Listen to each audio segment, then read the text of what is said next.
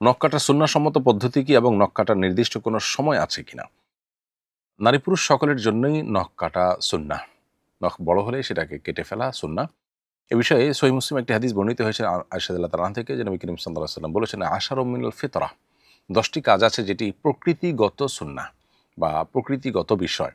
অর্থাৎ আল্লাহ তাআলা মানুষকে যেভাবে সৃষ্টি করেছেন তাতে এই সুন্নাহগুলো সৃষ্টিগতভাবেই মানুষকে মেনে চলতে হয়। অর্থাৎ সকল যুগের মানুষের জন্য এটি প্রযোজ্য, সকল নবীদের সুন্নাহ এটি। কারণ সুন্নাহটি প্রকৃতিগত, যার কারণে আল্লাহ যে প্রকৃতি দিয়ে আমাদেরকে সৃষ্টি করেছেন সেই প্রকৃতিতে এই সুন্নাহ আমাদেরকে প্রতিপালন করতেই হয়। সেই ১০টি সুন্নাহর একটি হলো কসুল আজফার বা নখ কাটা।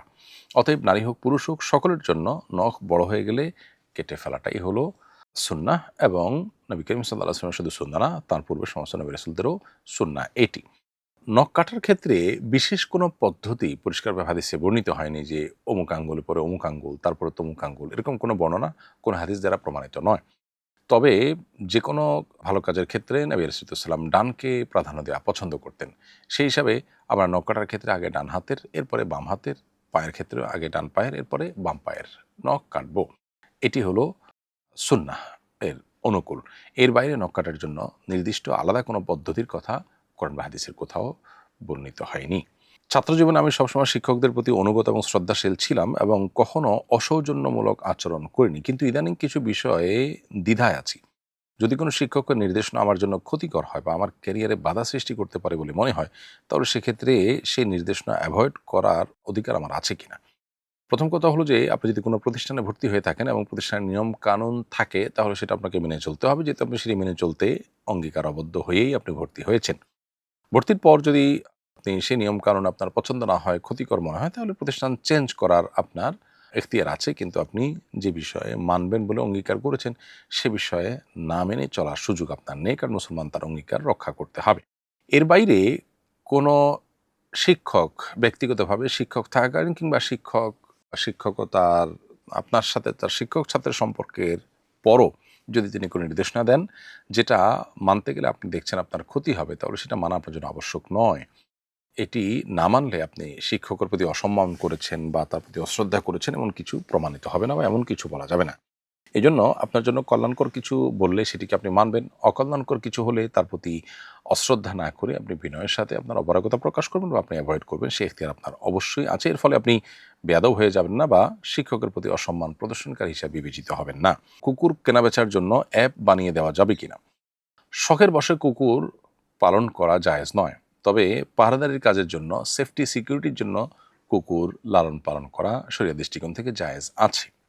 কুকুর কেনাবেচার যে অ্যাপ তৈরি হবে, সেই অ্যাপে যদি সাধারণত শুধু শখের বশেই মানুষ কেনাবেচা করবে পশু, এটিই যদি আপনি জোরালোভাবে জানেন, জোরালো সম্ভাবনা যদি এটিই থাকে, তাহলে সেক্ষেত্রে সেই অ্যাপ বানানো আপনার জন্য সঠিক হবে না, কারণ সেক্ষেত্রে আপনি এটা নাজায়েজ কাজে মূলত সহযোগিতা করছেন। আর যদি সেখানে সব ধরনের কেনাবেচাই হবে এরকম হয়, তাহলে সেক্ষেত্রে এই অ্যাপ বিক্রি করতে অসুবিধা নেই। বিশেষ করে সিকিউরিটি রিজনে যদি কুকুর কেনাবেচা ব্যাপকভাবে হয় এবং কেউ শখে, কেউ সিকিউরিটিতে নানাভাবে কেনাবেচা করতে পারেন, এরকম একটা ব্যাপার থাকে, তাহলে সেক্ষেত্রে এই অ্যাপ বানিয়ে দেওয়া নাজায়েজ কোনো কাজ হবে না। কারণ কুকুর কেনাবেচার ক্ষেত্রে হালাল এবং হারাম দুইটারই অপশন আছে। যেহেতু দুইটা অপশনই আছে, তাহলে এরকম বিষয় মাল্টিপারপাস ইউজ যেহেতু হয়, অতএব এটিকে জায়েজ এবং নাজায়েজ দুইটাই যেহেতু আছে, বিধায় আপনি অ্যাপ মৌলিক প্ল্যাটফর্ম, সেখানে আপনি নাজায়েজ কাজ করতে মানুষকে উৎসাহ দিচ্ছেন না, উদ্বুদ্ধ করছেন না, সেই হিসেবে এটা জায়েজ আছে। কিন্তু যদি রেশিওটা হারামের সম্ভাবনাই বেশি থাকে, কেনাবেচাটা আপনার সিকিউরিটি রিজনে খুবই কম হয়, মাইনর হয়, তাহলে সেক্ষেত্রে এই অ্যাপ বানানো আপনার জন্য সঠিক সিদ্ধান্ত হবে না। কারণ আল্লাহ বলেছেন, তাআওয়ানু আলাল বিররি ওয়াত তাকওয়া ওয়ালা তাআওয়ানু আলাল ইসমি ওয়াল উদওয়ান। ভালো এবং কল্যাণের কাজে তোমরা একে অন্যকে, তাকওয়ার কাজে একে অন্যকে সহযোগিতা করো, অন্যায় এবং সীমা লঙ্ঘনের কাজে কেউ কারো সহযোগিতা করো না। অতএব আপনার এই অ্যাপ তৈরি করাটা নির্ভর করবে আপনি এর মাধ্যমে কোনো গুনাহের কাজকে সহযোগিতা করছেন কিনা। যদি গুনাহের কাজই এখানে বেশিরভাগ হয়, তাহলে সেক্ষেত্রে গুনাহের কাজের সহযোগিতা হিসেবে বিবেচিত হবে। দলবদ্ধভাবে কোরআন খতমের বিধান কি? ৮-১০ জনের মাধ্যমে কোরআন খতম দিয়ে ইসালে সওয়াব করা যাবে? কোরআন কারীমের তেলাওয়াত করে কোনো মুর্দার জন্য সওয়াব পাঠিয়ে দেওয়া, যে আল্লাহর সওয়াবটা আমি মুর্দাকে দিতে চাই, এটা মৌলিকভাবে জায়েজ আছে। কিন্তু মনে রাখতে হবে যে ৮ জন ১০ জন মিলে কোরআন কারীমের বিভিন্ন অংশ ভাগ করে নিলেন, তাহলে যিনি যতটুকু বললেন তিনি ততটুকুর সওয়াব পাবেন।